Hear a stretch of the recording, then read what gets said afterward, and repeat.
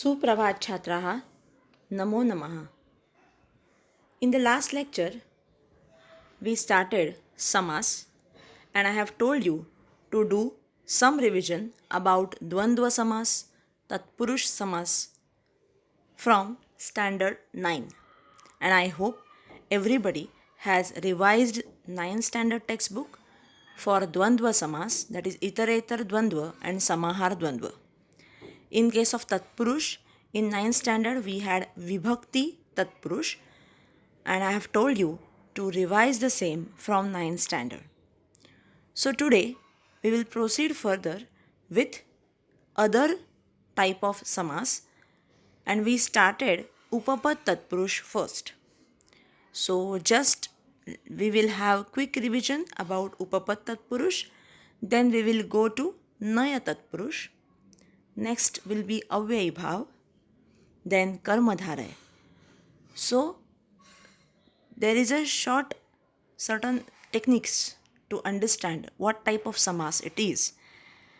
So let's start with Upapad Tatpurush, which we have already started. I'm just taking quick revision of the same. Now in the last lecture, we started Upapad Tatpurush, wherein I have told you Upapad Tatpurush. Upapad means suffix. Suffix म्हणजे तुम्हाला नक्कीच माहिती आहे, शब्दाच्या मागे म्हणजे शब्दाच्या शेवटी काहीतरी प्रत्यय जोडलेला असतो, त्याला सफिक्स म्हणायचं. प्रिफिक्स आणि सफिक्स हे दोन्ही तुम्हाला माहिती आहेत. उपपद म्हणजे शब्दाच्या शेवटी काहीतरी अव्यय काहीतरी प्रत्यय जोडला असतो. जसं की तुम्हाला काही ठराविक उपपद दिलेली आहेत, तेवढीच उपपद समजून घ्या आणि ती शब्दामध्ये कशी वापरली आहेत याचा अभ्यास करा. पहिला आहे कारहा.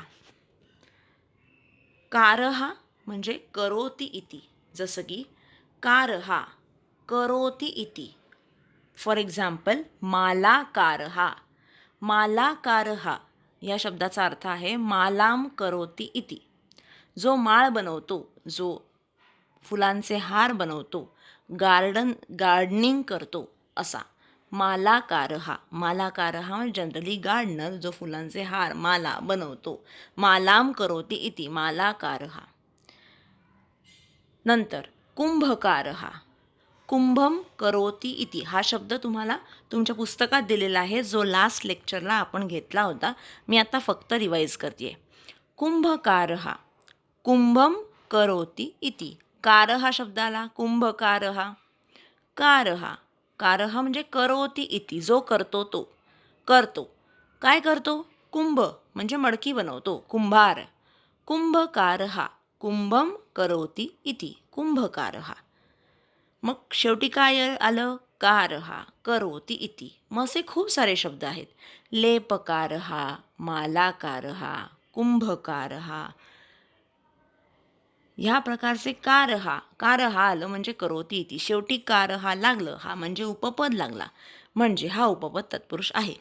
ह्याचा समास आहे समासिक शब्द तुम्हाला मिळेल, दॅट इज मालाकारहा, लेपकारहा, कुंभकारहा. त्याचं समास विग्रह हा बनतो मालाम करोति इति. हा जे आत्ता मी तुम्हाला देते आहे इकडे, मी जे लिहून दिलेले आहे ते तुमच्या नोटबुकमध्ये उतरवा. Please write this in your notebook, wherein I have given you type of upapad which they have given, which is used generally in upapad tatpurush, and what is the meaning of that upapad. कारहा म्हणजे करोति इति. आता पुढचा शब्द आहे स्थः. स्थः काही शब्द सांगते तुम्हाला. मार्गस्थः, पांथस्थः, गृहस्थः, पर्वतस्थः असे काही शब्द आहेत. इथे स्थः म्हणजे तिष्ठती इति.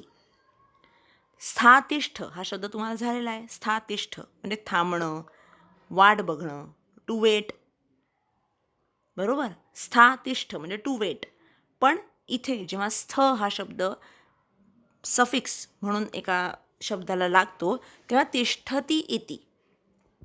पर्वतस्थ हा पर्वते तिष्ठती इति, जो पर्वतामध्ये राहतो. तिष्ठती म्हणजे आता इथे तुम्हाला लिटरल मिनिंग म्हणजे थांबला, वेट करतोय असं नाही, जो राहतो, पर्वतांमध्ये राहतो. पर्वतस्थ हा, पांथस्थ हा, पंथ म्हणजे रस्ता, मार्गस्थ हा रस्त्यावर थांबतोय किंवा रस्त्यावर आहे असाच तो मार्गस्थ हा. स्थः तिष्ठती इति. मी आत्तापर्यंत सांगितलेले सगळे शब्द सामासिक शब्द होते. तुम्ही जसं मी आत्ता इथे लिहिलं आहे, पर्वतस्थ हा सामासिक शब्द आहे आणि पर्वते तिष्ठती इति हा त्याचा सामासिक विग्रह आहे, समास विग्रह आहे. तसं तिसरं ज्ञः.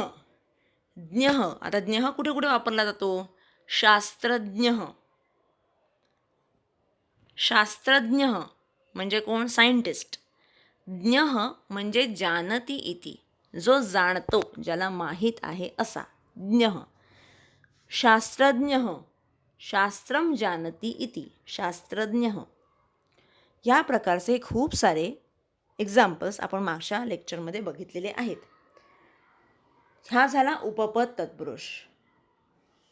या प्रकारचे रिव्हिजन किंवा खूप सारे शब्द तुम्हाला ऑलरेडी टेक्स्टबुकमध्ये दिलेले आहेत, जे आपण मागच्या वेळेला केले.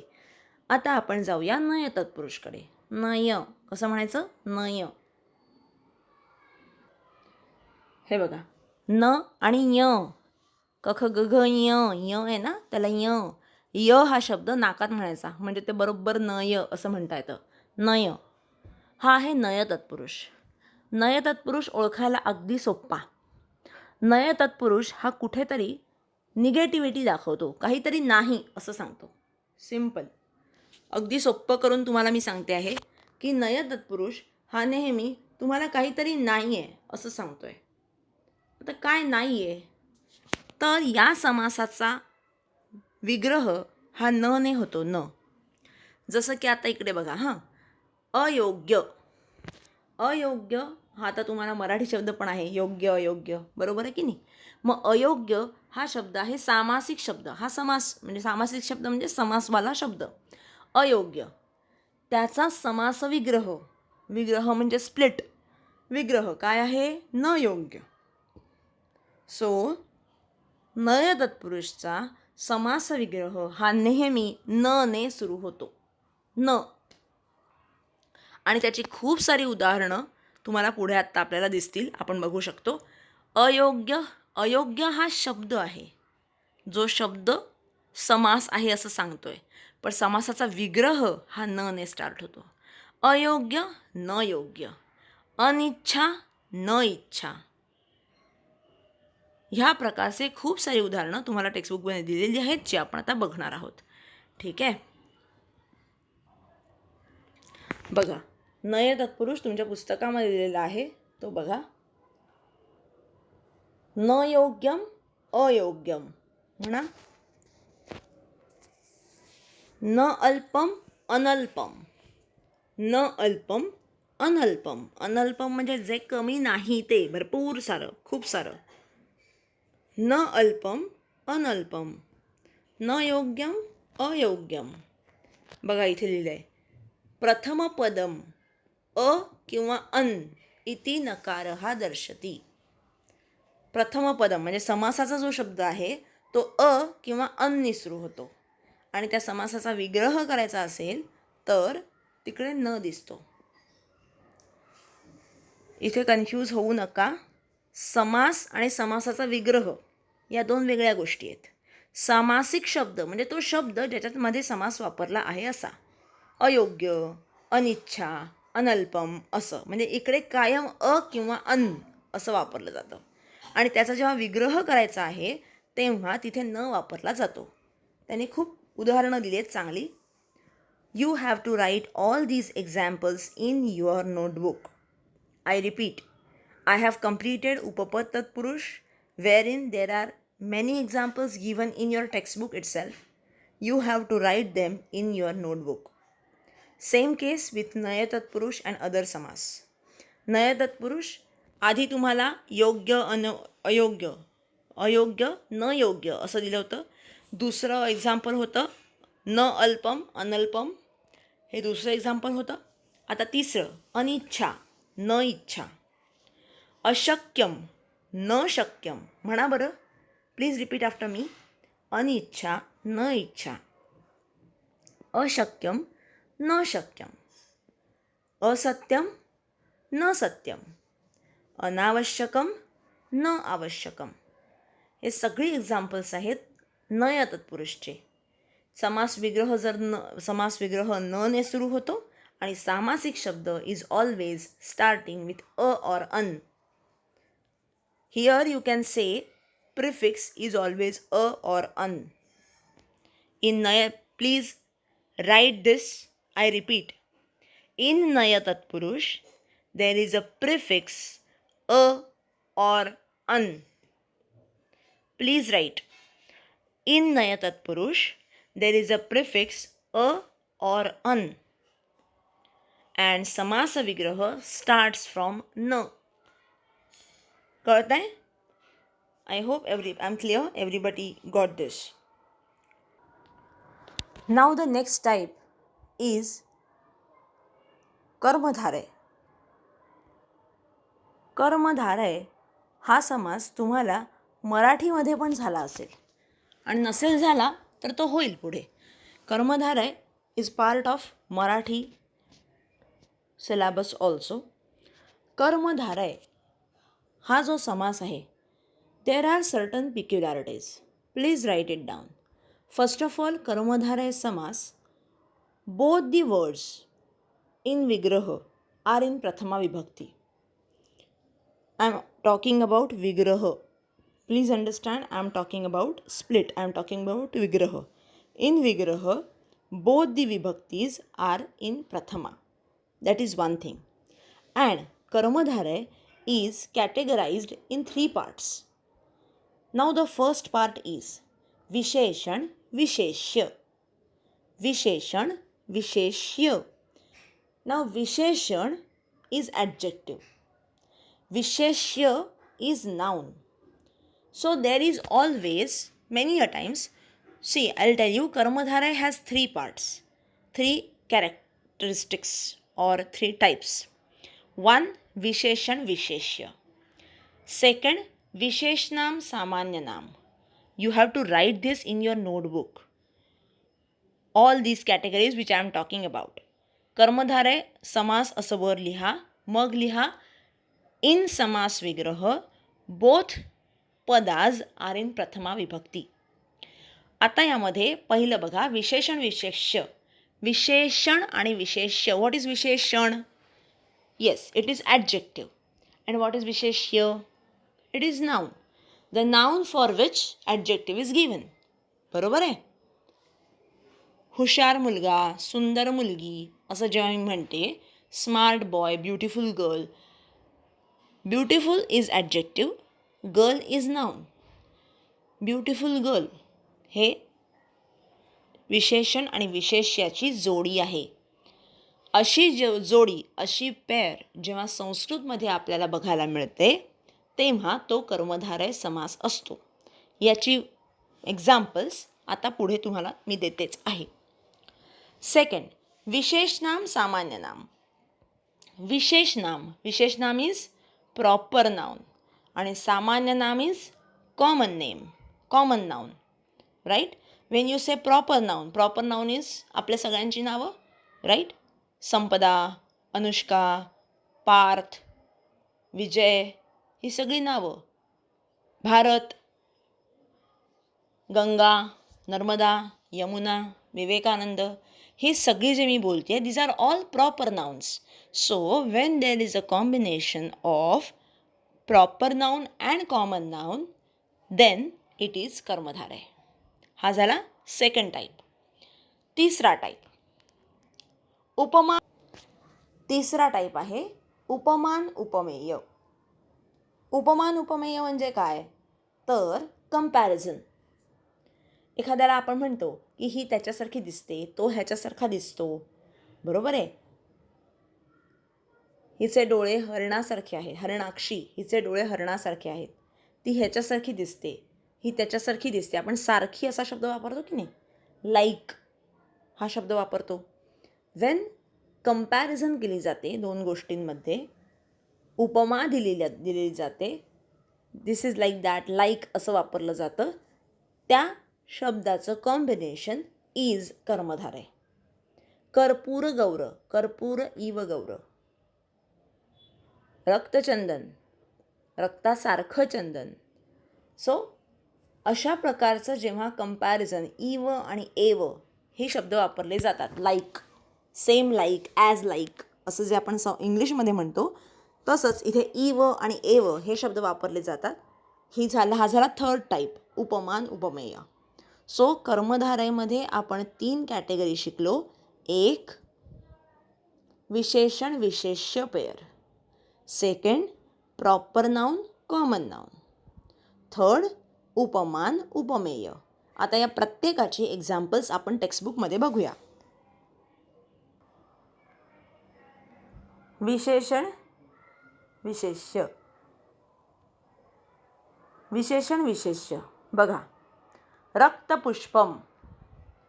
रक्तपुष्पम असा शब्द आल्यावर तुमच्या डोक्यात काय येतं? लाल फूल, बरोबर आहे, रेड फ्लावर, रक्तपुष्पम. मग इथे रक्तम पुष्पम. रक्तम पुष्पम, बोथ आर इन प्रथमा विभक्ती. बोथ आर लाईक विशेषण विशेष्य. पुष्पम हे नाम आहे आणि विशेषण आहे, ॲडजेक्टिव्ह आहे रक्तम. रक्तम म्हणजे लाल.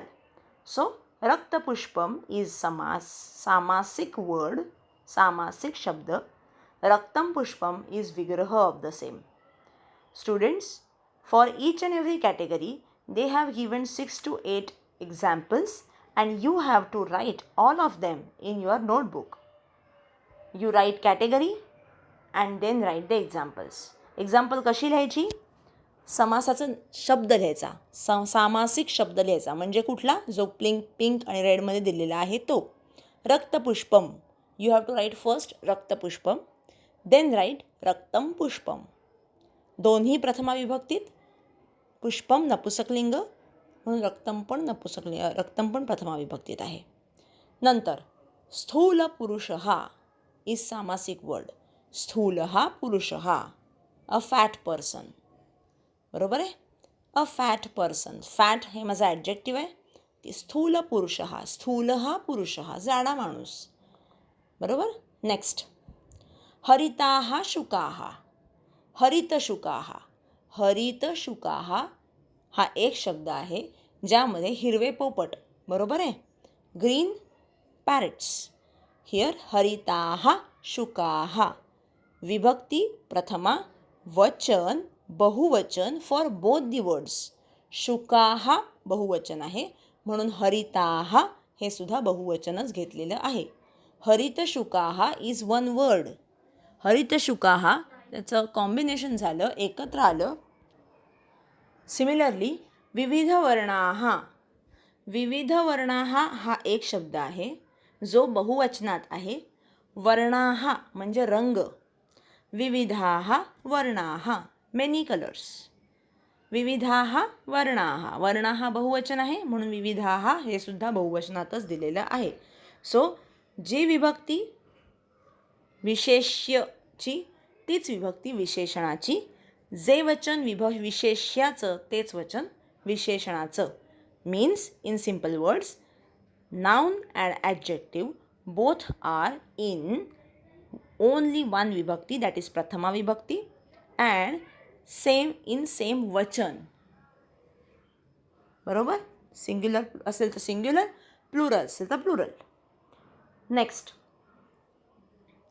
उन्नत वृक्षाः. उन्नताः वृक्षाः. वृक्षाः हे बहुवचन, उन्नताः उंच.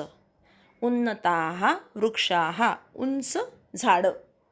वृक्षाः बहुवचन आहे, उन्नताः पण बहुवचन झालं. दीर्घा यष्टिका.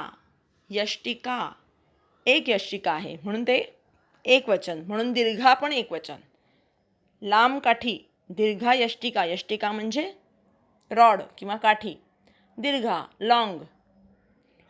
दीर्घा यष्टिका एक वचनात आहे. जर नाऊन एक वचनात आहे तर त्याचा ॲडजेक्टिव्ह सुद्धा एकच वचनात असतं आहे, बरोबर. सो दीर्घा यष्टिका, दीर्घ यष्टिका. ठीक आहे. दिस इज विशेषण विशेष्य संबंध category 1. Next, go to the next category. The next category is proper noun, common noun. विशेष नाम, proper noun.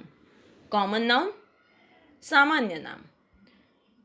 विवेकानंद महोदयः. विवेकानंद महोदयः असा शब्द दिलाय ज्याचा विग्रह होऊ शकतो विवेकानंद, विवेकानंदः नाम महोदयः. महोदय म्हणजे मिस्टर, इंग्लिशमध्ये आपण ज्याला म्हणतो मिस्टर. मिस्टर विवेकानंद. विवेकानंदः नाम महोदयः. तुम्हाला 9वीला 9th standard you have one lesson that is Velankar महोदयः, पिनकोड प्रवर्तकः. His name was mister Velankar and in Sanskrit it was written as Velankar Mahodayah. This was a sandhi, right? Velankar Mahodayah. Velankar naam Mahodayah. Velankarah naam Mahodayah. So again, this is proper noun, common noun combination. Even next बघा, भारत देशः. भारत देश. भारत हे नाव आहे देशाचं. भारतः नाम देशः. इथे भारत हे प्रॉपर नाउन, देशः common noun. Combination of proper noun, common noun both. म्हणून हा सुद्धा कर्मधारय झाला. नंतर भास्कराचार्य. आता हे नाव तर तुम्हाला माहिती असायला पाहिजे. Bhaskaracharya, he was a famous mathematician. Bhaskaracharya. Bhaskaracharya हे नाव होतं. भास्कराचार्य हा सुद्धा एक समास आहे. कसा? तर भास्कर हा नाम आचार्य. भास्कर हा नाम आचार्य. आचार्य म्हणजे शिक्षक, आचार्य. भास्कर हा नाम आचार्य. मग परत प्रॉपर नाउन कॉमन नाउनची जोडी आली. करेक्ट. सिमिलरली गंगा नदी. गंगा नाम नदी. इकडे विसर्ग का नाही आला? गंगा नाम नदी. नदी एकवचनात आहे म्हणून गंगा मालाप्रमाणे चालणार. माला सुद्धा एकवचनात आहे. सो गंगा नाम नदी. सरस्वती नाम देवी. सरस्वती देवी. सरस्वती देवी. सरस्वती नाम देवी. शेगाव स्थानकम. शेगाव इति स्थानकम. शेगाव इति स्थानकम. So like this they have given examples of proper noun, common noun. So this is also a part of karmadharaya. I hope this is clear. Now go to the next category, that is upaman upameya.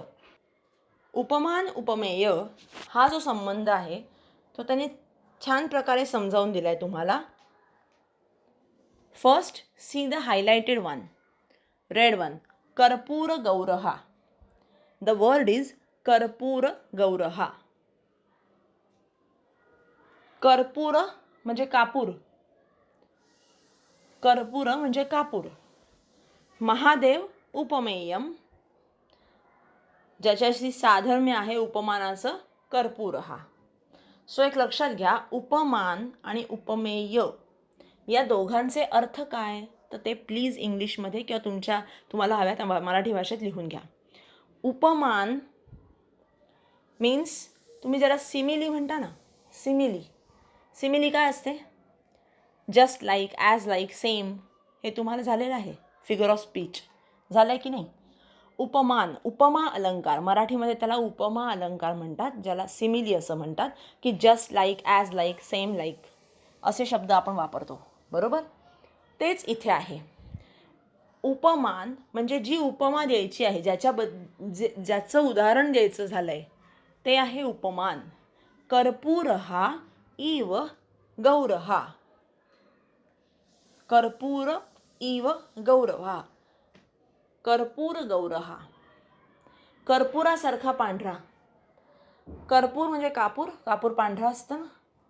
हां, कर्पूर गौरहा असं शंकराला म्हटलं जातं, कारण शंकर संपूर्ण सर्वांगाला, पूर्ण अंगाला भस्म लावतो असं म्हटलं जातं.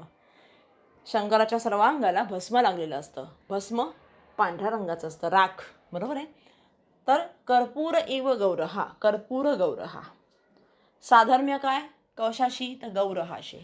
आणि कर्पूर कापूर. सिमिलरली घनश्यामः. घनश्याम हे नाव श्रीकृष्णाचं आहे, बरोबर. श्रीकृष्णाच्या नावाला घनश्याम असं म्हणतात श्रीकृष्णाला. का तर घन हा इव श्यामः. श्याम म्हणजे काळा, कृष्ण वर्णाचा. श्याम म्हणजे काळा रंग, ब्लॅक. आणि घन हा म्हणजे काळे ढग असतात ना, पावसाचे ढग कसे असतात, काळे असतात की नाही. हां, तर ते ढग बघून, घन म्हणजे ढग, सो काळ्या ढगांसारखा काळा घनश्याम असं श्रीकृष्णाला संबोधलं जातं. श्रीकृष्ण सावळा होता म्हणून. घन हा हे झालं उपमान आणि श्याम हा हे झालं साधर्म्य. घन हा इव श्यामः. घन हा इव श्यामः. पादपंकजम. पाय कुणासारखे, कमळासारखे. पंकज म्हणजे कमळ आणि पाद म्हणजे पाय. पाय कुणासारखे, कमळासारखे. इकडे पाय आहे उपमेय आणि कमळ पंकज आहे उपमान. म्हणून पादौ पंकजः इव. काय येणार, पादौ पंकजः इव. उपमान उपमेय. बोर्डाच्या आत्तापर्यंतच्या पेपर पॅटर्नमध्ये तुम्ही जर बघितलं असेल तर समास हे तुम्हाला मॅच द पेअरमध्ये येतात. एका जागी तुम्हाला सगळे विग्रह दिलेले आहेत आणि एका जागी तुम्हाला in one particular column you have all samas vigrahas. In the other column you have the name of the samas and you have to match the pair. This was given earlier in all board exams.